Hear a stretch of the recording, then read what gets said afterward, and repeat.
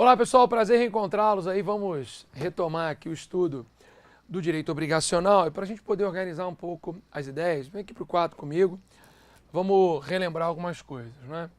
Bom, estamos aqui estudando obrigações, já vimos em um primeiro módulo a teoria geral.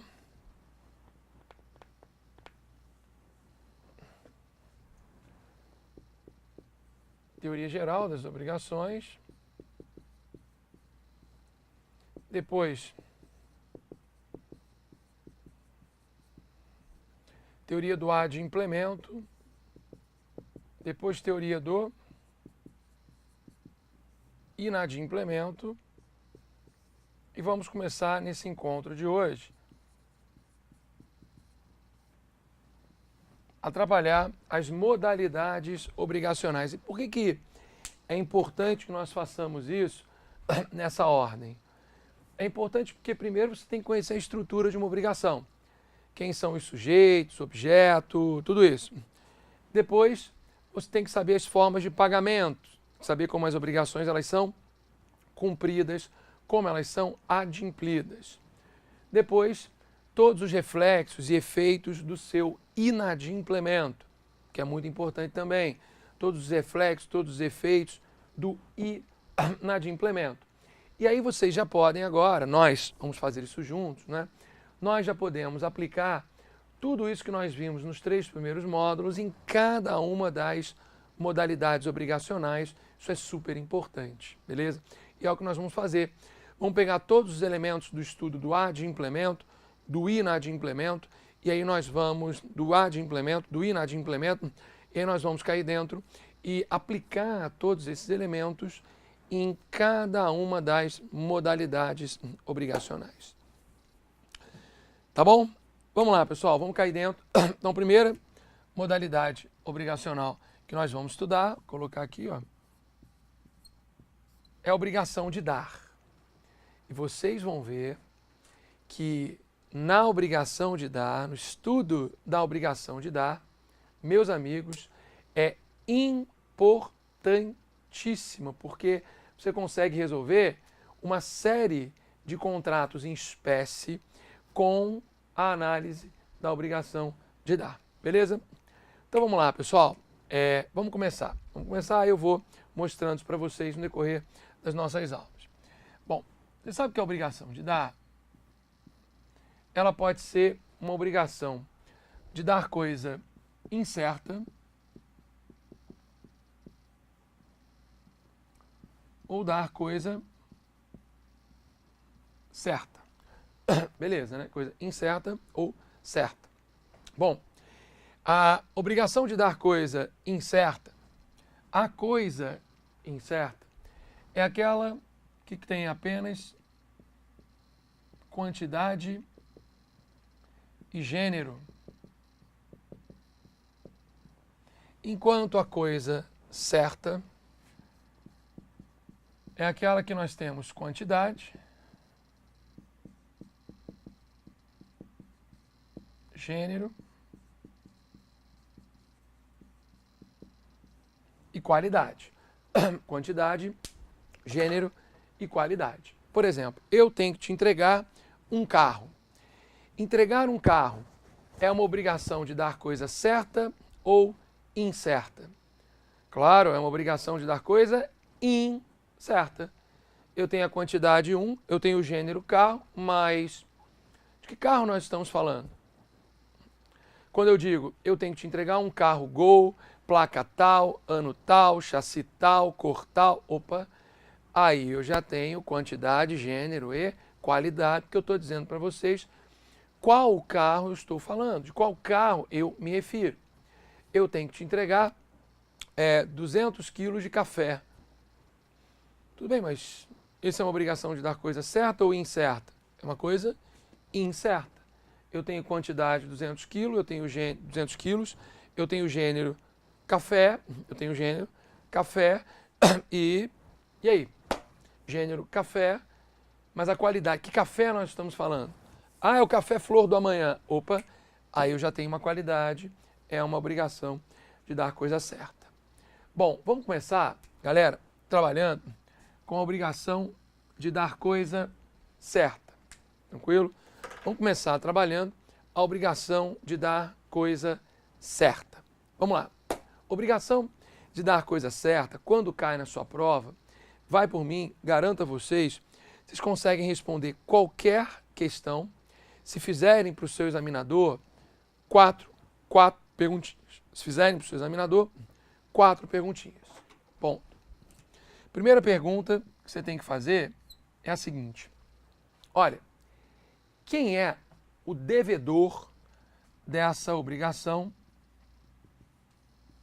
de dar coisa certa? Quem é o devedor de uma obrigação de dar coisa certa? Não esqueçam isso. O devedor é sempre quem está na posse do bem. O devedor é sempre quem está na posse do bem. Ponto. Então, a obrigação de dar coisa certa, o devedor é sempre quem está na posse do bem. Acabou, não tem papo. Tranquilo? Muito bem. Segunda pergunta, também importantíssima, é: quem é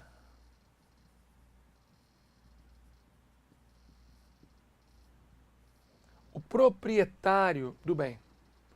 Quem é o proprietário do bem? Mas como assim? Isso é relevante? É, porque o proprietário do bem, ele pode ser o devedor, ou ele pode ser o credor. Ah, mas isso é relevante? Claro que é. Vamos lá. Eu comprei o seu carro hoje. Hoje, nós realizamos um acordo de compra e venda e eu te paguei 20 mil reais pelo carro. Só que você vai me entregar esse veículo só daqui a uma semana. Beleza? Você vai me entregar esse veículo só daqui a uma semana. Beleza? E aí, pessoal? E aí? Quem é o devedor dessa obrigação de dar coisa certa? É você, porque ainda está na posse do bem. Você é o devedor, eu sou o credor. Quem é o proprietário desse bem? Como é que nós vamos transferir? Pergunto a vocês. Como é que nós transferimos a propriedade dos bens móveis? Essa transferência se dá pela tradição. Já houve tradição? Não, não ocorreu ainda. Então, por mais que eu tenha realizado o pagamento de 20 mil reais hoje, a tradição vem só daqui a uma semana. E é a tradição que transfere a propriedade, concorda? Então, muita atenção, muita atenção. Pelo seguinte, a compra e venda no direito brasileiro, nós adotamos aqui um sistema dual. A compra e venda, ela não transfere propriedade. O que transfere propriedade é a tradição para os bens móveis e o registro para os bens imóveis. Então, você é o devedor, porque está na posse do bem, e é o proprietário do bem, e eu sou o credor. Quando o devedor é o proprietário, nós vamos chamar essa obrigação de dar coisa certa de entrega. E a entrega está disciplinada nos artigos 234, 235, 236 e 237. Beleza? Agora, vamos mudar completamente agora o exemplo. Eu não estou comprando o seu carro, não. Agora, pessoal, eu simplesmente emprestei o meu carro para você por uma semana. Eu emprestei meu carro para você durante uma semana. Quem é o devedor dessa obrigação de dar coisa certa? É você que está na posse do bem. Você é o devedor e eu sou o credor. Mas quem é o proprietário do veículo? Sou eu, credor. Então, quando o proprietário do bem é o credor, nós vamos chamar essa obrigação de dar coisa certa de restituição. Nós vamos chamar essa obrigação da coisa certa de restituição. Restituição. Beleza? Restituição que está disciplinada nos artigos 238, 239 e 240, beleza? 238, 239 e 240.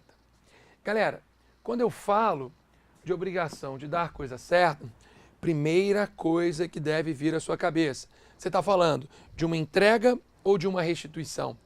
É claro, isso aqui só cai em prova sob a ótica do inadimplemento. Então ele vai colocar para vocês uma entrega ou uma restituição que o devedor não cumpriu. Então isso aqui é completamente relevante. Uma coisa é eu comprar o seu carro e você não me entregar, ou entregar o carro deteriorado, amassado. Outra coisa completamente diferente, eu emprestar o meu carro para você e você não devolver, não me restituir. Ou me restituir com o carro todo amassado, todo quebrado. Então são coisas completamente diferentes. O que eu estou querendo mostrar para você é o seguinte: os reflexos do inadimplemento em uma entrega e em uma restituição são completamente diferentes.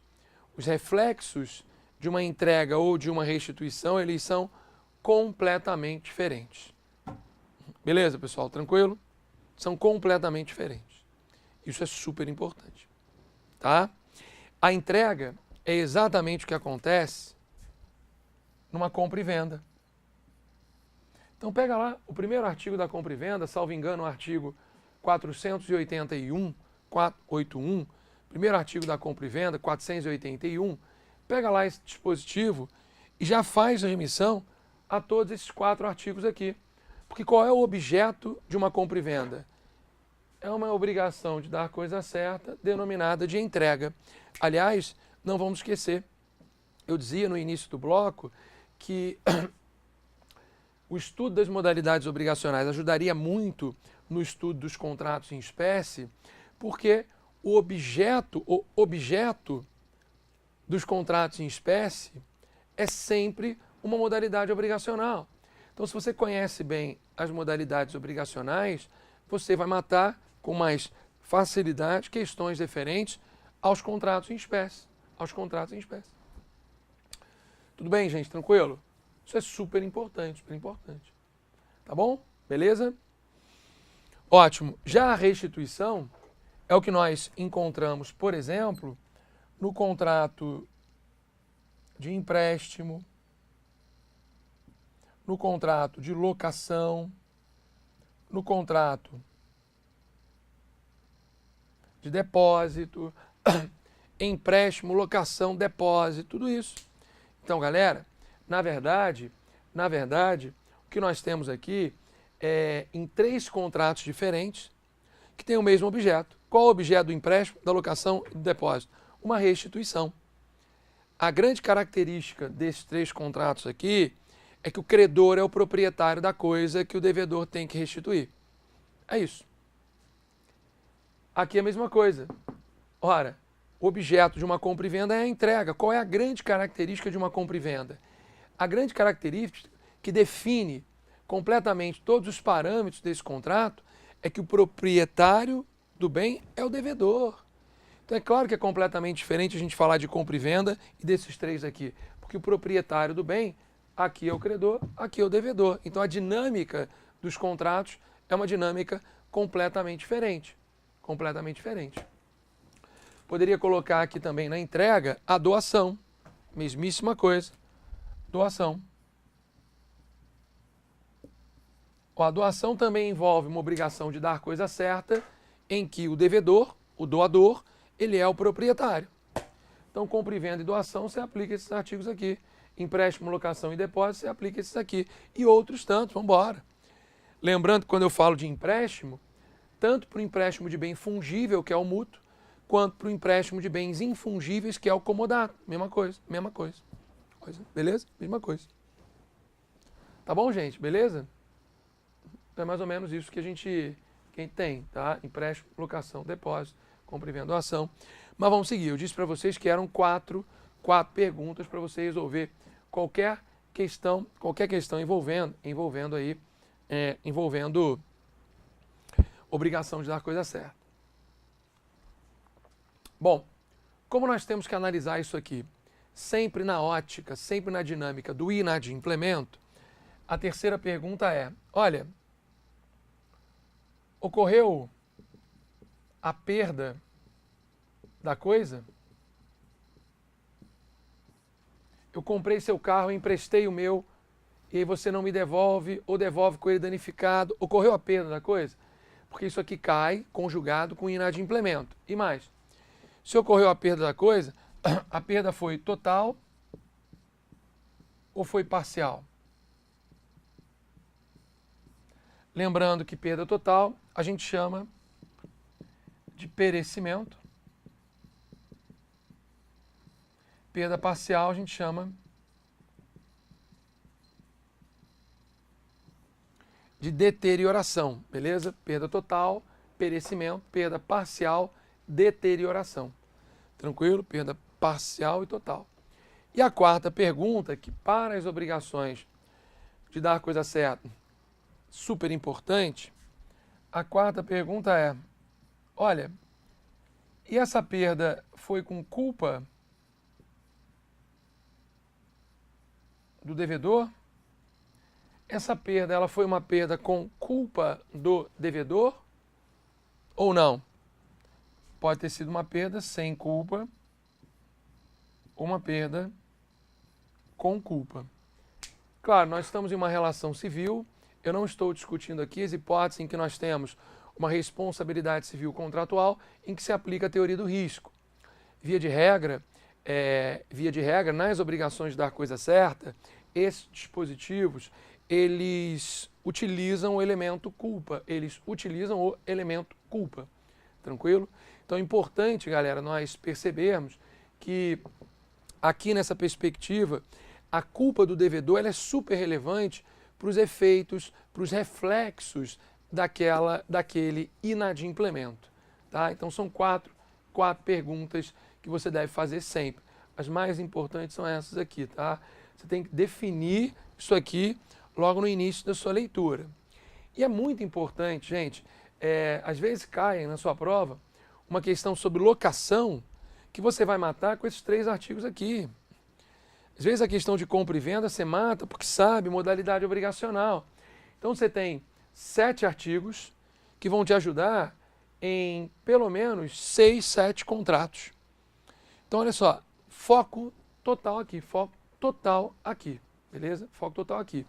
Vocês vão perceber isso, só um parêntese aqui antes da gente dar prosseguimento, vocês vão perceber que isso acontece em praticamente todas as modalidades obrigacionais. Por exemplo, quando a gente for trabalhar a obrigação de fazer, pessoal, é objeto de um contrato de prestação de serviço, assim como é objeto de um contrato de trabalho. Então, às vezes você está estudando lá direito do trabalho, mas a resposta para a sua pergunta está aqui no âmbito do direito civil, nas obrigações de fazer. Porque qual é o objeto de um contrato de trabalho? Um fazer. Qual é o objeto de um contrato de prestação de serviço? Um fazer. Tanto que quando a gente estiver estudando esses contratos, quer dizer, o de prestação de serviço, não o de trabalho, você vai conseguir perceber que nós temos elementos comuns. No contrato de prestação de serviço, a gente tem aviso prévio, a gente tem resolução por justa causa, sem justa causa, assim como num contrato de trabalho. Por quê? Porque os objetos são os mesmos. Se eu tenho o mesmo objeto, é a coisa mais natural do mundo que nós tenhamos, pessoal, reflexos de institutos de um em outro, e por aí vai. Coisa mais normal do mundo, beleza? Aqui, sobretudo no que diz respeito à locação, porque você tem locação de bem móvel é o Código Civil que disciplina. Locação de bem imóvel urbano é uma lei, imóvel rural é outra lei. Então você tem 3 leis regulando um determinado contrato e muitas vezes você responde as questões com base nesses 3 artigos aqui, beleza? Então isso é super importante. Então o que eu sugiro que a gente faça a partir do próximo bloco? Vou começar o próximo bloco já fazendo isso. Eu sugiro que a gente pegue todos esses artigos e faça a leitura um a um. Vamos fazer a leitura desses artigos um a um, para que a gente possa, pessoal, entender a aplicação de cada um deles, tá? Então, o primeiro exemplo que eu vou trabalhar com vocês, quer dizer, a primeira coisa que nós vamos trabalhar no próximo bloco é a entrega. Vou passar um exemplo para vocês e a gente vai analisar esses 4 artigos. Eu vou ler e comentar, beleza? Próximo bloco a gente começa a fazer isso então. Um abraço e até lá.